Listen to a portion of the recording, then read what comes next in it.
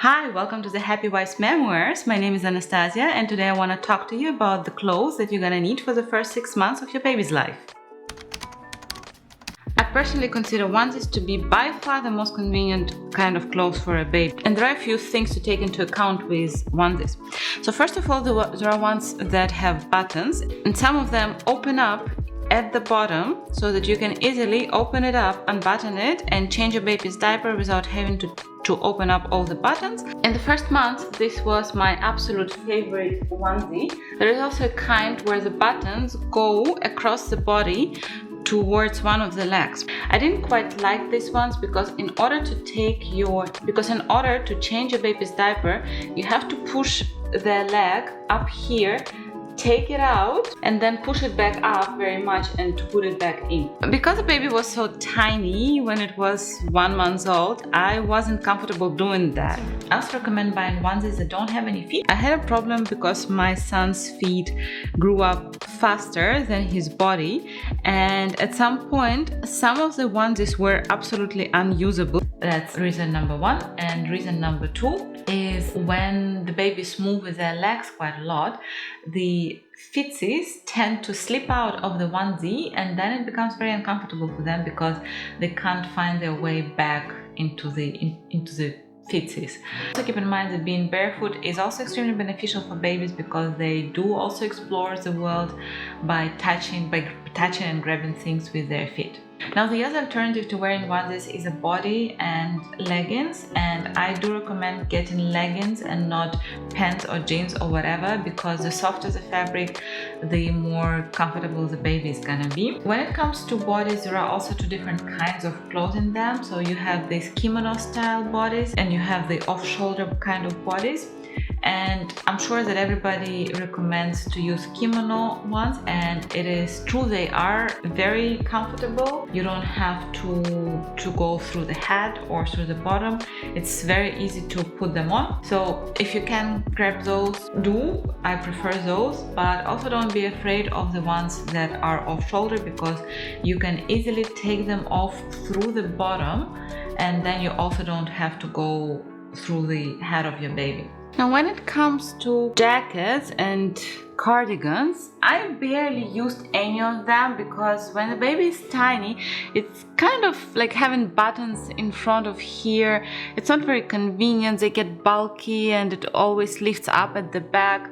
So I really didn't like using those, and I wouldn't recommend getting any of them at all. Instead of wearing cardigans, I would recommend combining a long sleeve body with a onesie. If you live in a cold area and your baby is born in winter or late autumn or early spring, you also gonna need one of these kind of warm plushy onesies for the outside, for the walk.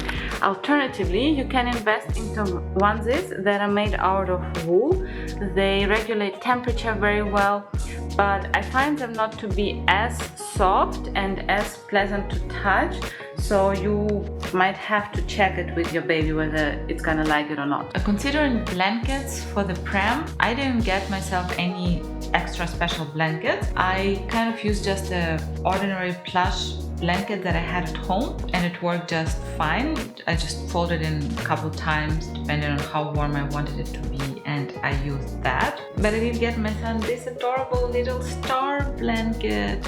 He couldn't use it for very long, unfortunately, because he grew out of it quite quickly, but it was extremely adorable.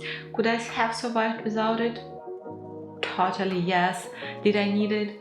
No. Was it very adorable to take pictures of him in this blanket? Yes. So this is also my advice. If you see something very adorable, it doesn't matter whether you need it or not, get it. It's gonna make your heart melt and it's gonna be worth it. Now, if your baby is a summer baby, you're also gonna want to have some tank tops and some shorts. But again, my favorite ones are short sleeve and short leg onesies. Now, hats, mittens, and socks. I think you should have one hat. My baby hated hats, so I barely had any use for hats, so don't buy too many. Mittens are nice to have. I think you also should have one pair for going outside or if your baby scratches itself. However, it is actually recommended that your baby can see its hands, so I don't know, I didn't really use them during the sleep, just for the walks. And socks, I like the ones that have a double band. I find that it helps the sock to stay in place for much longer.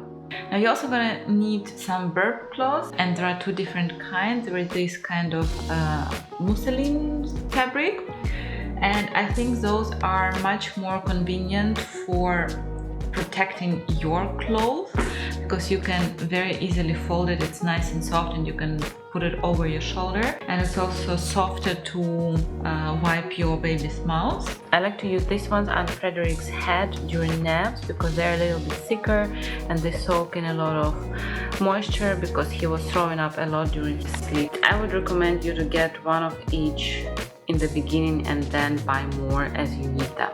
You're also gonna need bibs. I tried different kinds. I tried triangular shaped with buttons. I absolutely hated them because they tend to get into his mouth all the time. I personally prefer the square ones because they are big and square. They protect the clothes much better and there was way less spillage.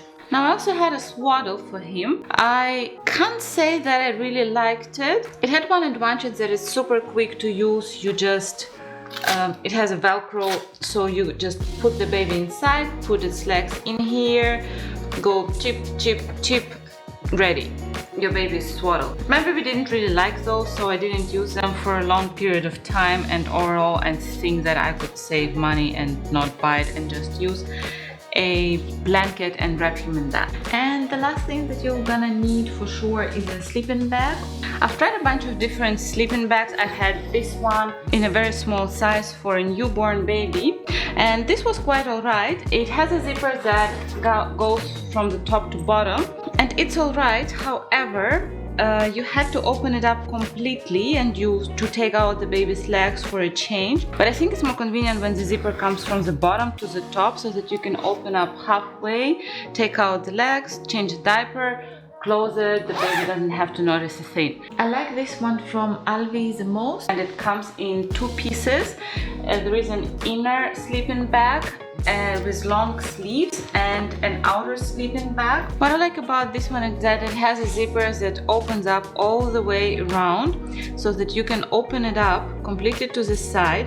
You don't have to move baby's legs because they are immediately exposed, and then you easily close it and you easily zip it back up. You don't have to put the zipper, it's always in place and it's super convenient. The temperature in my bedroom tends to run pretty low, so what I like to do is to combine a short sleeve body with a onesie for the night, and then on top of it I would put a sleeping bag. Depending on the temperature in your room, you can completely skip the clothes underneath, so you can just put this on top of a naked body and then this sleeping bag, and then all you have to do is deal with two zippers. Now that my baby is already 7 months old, I have bought him this sleeping bag with footsies. I really like this one because he can easily move around.